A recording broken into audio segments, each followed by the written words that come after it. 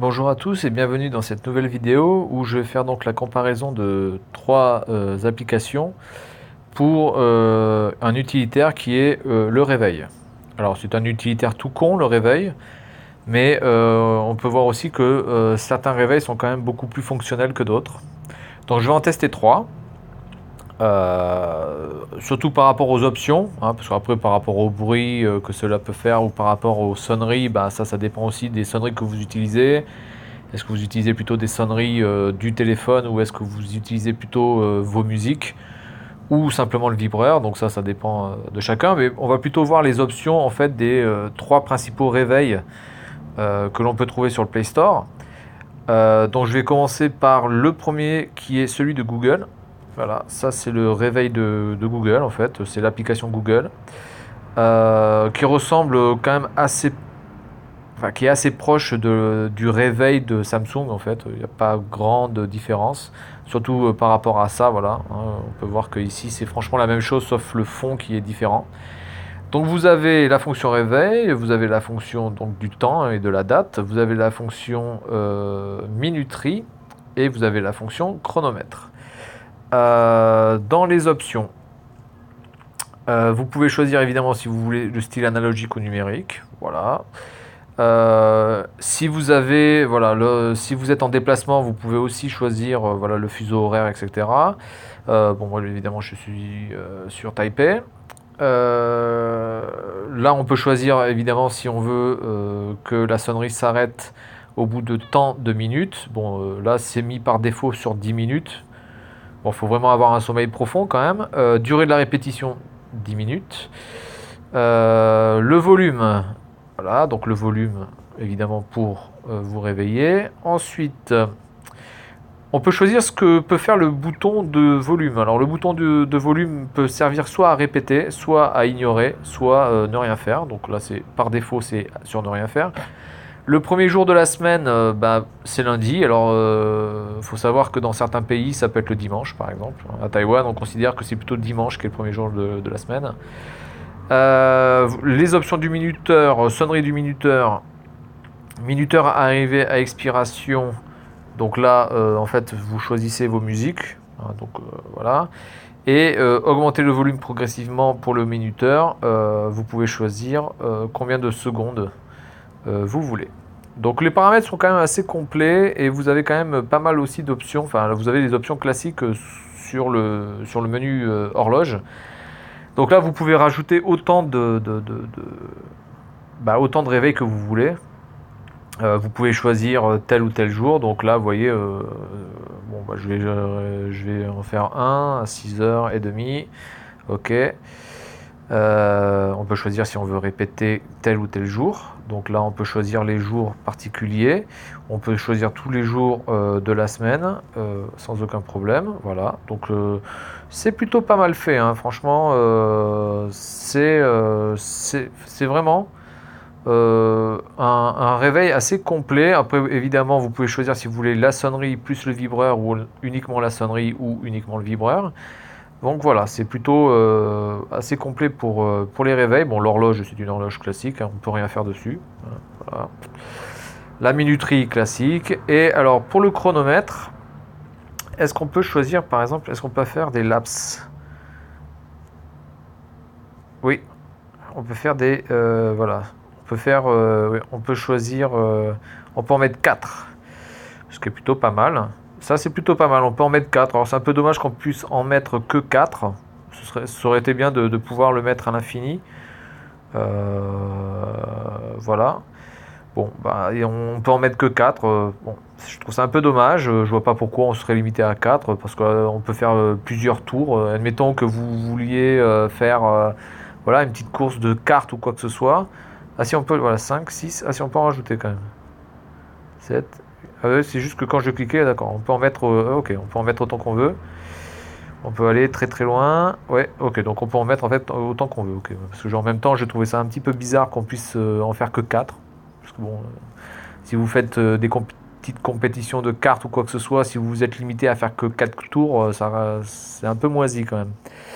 Voilà, donc l'horloge Google, franchement, très très bonne, très complète, rien à dire. Alors maintenant, en marge de cette horloge-là, qui reste quand même la référence, quand même, l'une des plus utilisées du Play Store, vous avez celle-ci qui est faite par... alors, qui a été développée par E&D, je crois, hein, si je m'abuse. Ah non, celui-là c'est Apollon. D'accord, ok. Non, merci. Alors, sur celui-ci, vous avez en plus la météo. Alors, par contre, vous avez des pubs. Alors, ça, c'est un peu gonflant. Là, vous pouvez... Alors, je sais pas, normalement, on le verra pas hein, sur la vidéo, mais quand vous faites un swipe en hauteur, ça met la luminosité plus forte. Donc, on voit mieux l'heure. Et quand on va vers le bas, ça l'assombrit. Parce qu'évidemment, quand on se réveille, qu'on est un peu dans le pâté, on n'a peut-être pas envie d'avoir le réveil qui vous flash la tronche. Donc au lieu d'aller dans les options pour pouvoir bouger la luminosité, vous pouvez le faire directement sur l'écran et ça franchement c'est plutôt pas mal et Google ne le fait pas celui-là. Donc c'est une option qui est plutôt sympathique. Dans les options, alors les options d'alarme, là ici j'en ai mis aucune. Minuterie, voilà la minuterie,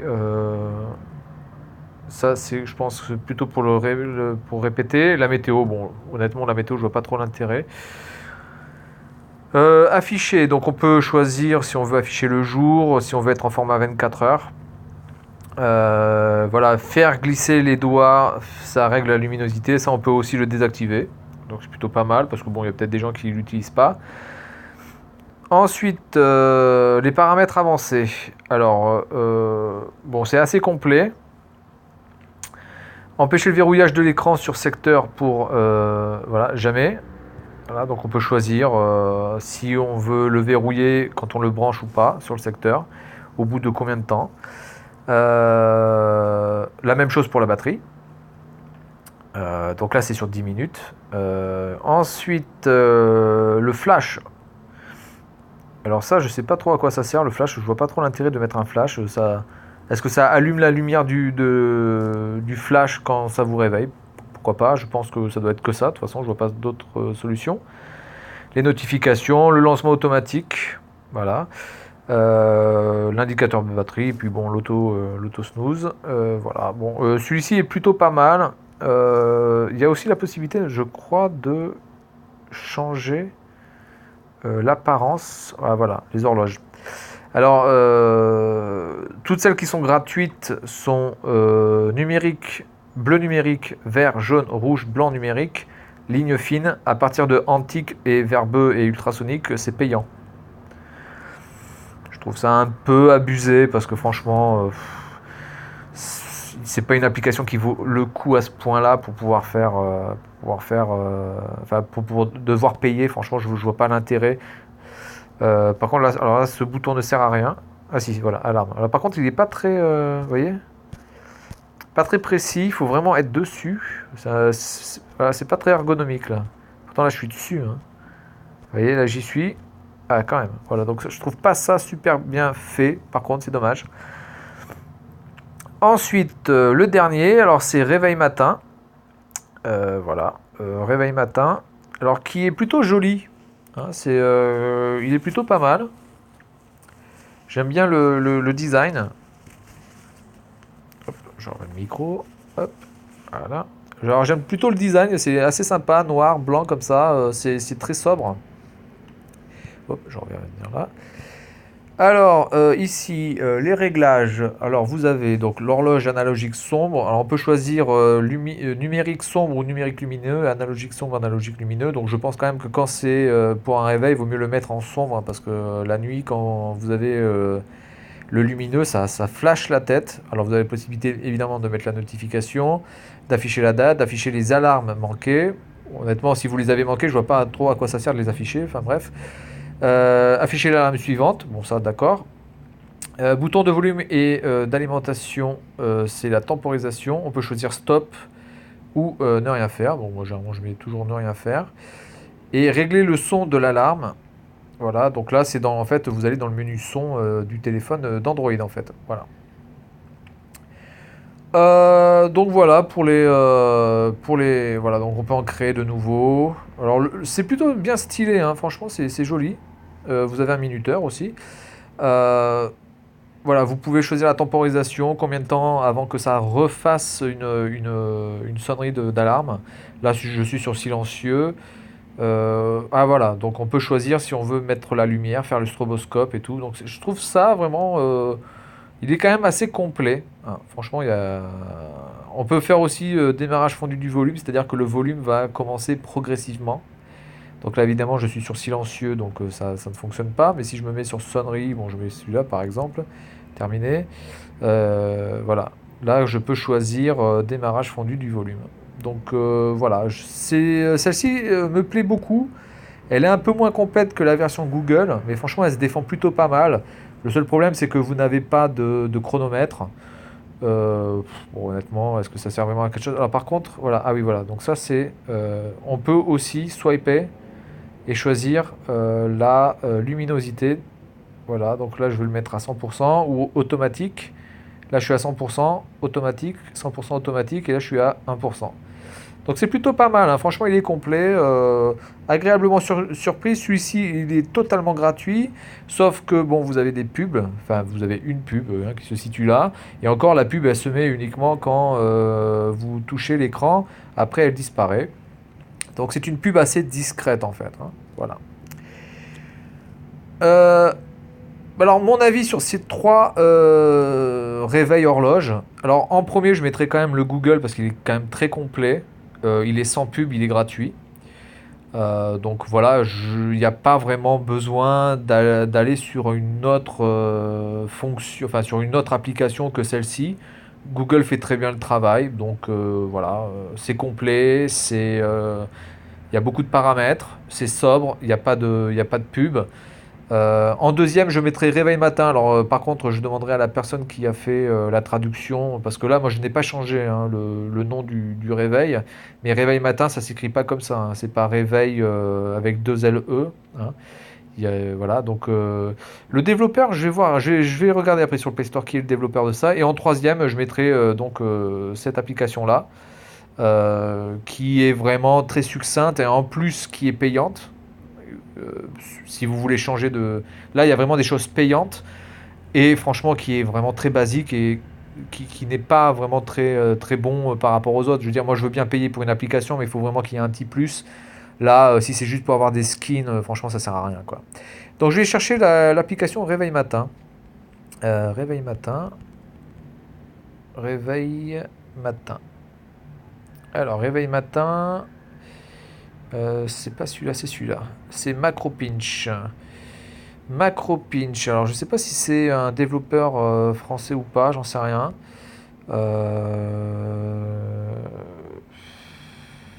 Non, c'est bulgare. C'est bulgare. C'est bulgare. Donc voilà. Donc la personne devrait juste un petit peu rectifier l'orthographe et ce serait quasiment parfait. En plus, il est pas lourd. Il fait un peu plus de 2 mégas. Donc très bonne petite application, très bien faite, rien à dire. Donc en premier Google, parce qu'il n'y a pas de pub et qu'il est très complet. Pour moi en deuxième ce sera Réveil Matin, parce qu'il est très sobre, très complet aussi au niveau des options. Une pub légèrement, voilà, qui apparaît comme ça, mais bon, qui ne gêne en rien. Et en troisième donc Réveil. Et je sais pas, je crois que... Où est le développeur de ce truc là? Plus. Alors attendez, en plus on peut mettre quoi? On peut mettre, d'accord, la météo en live, on met les wallpapers, d'accord, bon en fait il y a plein de petites merdasses dont on se fout complètement. Et les droits... Donc oui c'est Apollon, supportapollon.com. Alors je sais pas quelle est l'origine de cette société, mais enfin en tout cas c'est vraiment pas terrible quoi. En plus... non, c'est pas celui-là, c'est celui-là. Là, le bouton qui se situe ici, il est vraiment pas très réactif. Il faut vraiment bien cliquer dessus. Là, je suis désolé. Normalement, là, si je cliquais comme ça, là, ok, ça marche. Mais je veux dire, si vous cliquez là, là, ça marche pas. Là, ça marche pas. Là, ça marche pas. Alors, c'est peut-être parce qu'il y a ça. Là, ça marche pas. Ça marche pas. Ça marche pas. Ça marche pas. Voilà. Donc, c'est très limite. Donc voilà mon petit test sur sur ces trois petits réveils. La prochaine fois, je pense que je ferai le test sur des scanners de QR code, parce qu'il y en a quelques-uns aussi qui sont à tester. et voir lequel fait le mieux le travail. Donc là pour moi ce sera Google, ensuite réveil matin et le réveil de apalon.com. Voilà. Allez, merci à tous et bonne journée. Au revoir.